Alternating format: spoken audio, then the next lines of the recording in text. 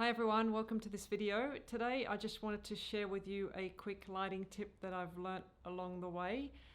Still learning a lot about lights, but this one is a little one that I've sort of feel like I've conquered a little bit. So I wanted to share it with you in case it helps you. So as you can see in this shot, the lighting is pretty bad. I'm blending in with the background and there's not much definition on my face, and the background is really sort of overexposed and white blown out. So what I've learnt to do is just to turn off all the lights, and I will do that now, and just expose the camera for the background. So at the moment it's way too bright, so if I turn down the ISO, let's say, I think we need to go to about 160, let's say, yeah.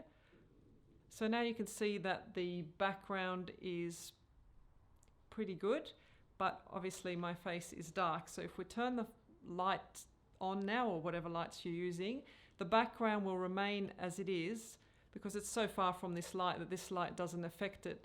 But the light will now illuminate my face, and we can control that via this remote.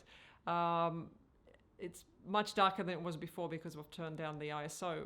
If you don't want to move the ISO, you can move the f-stop, or you can put an ND filter if it's too bright. You can use that as your sunglasses for the camera. So there's various options. I don't like to touch the shutter because I like to keep it at the 180 rule. But yeah, let's turn this up so my face is correctly exposed. Probably all the way actually to 100.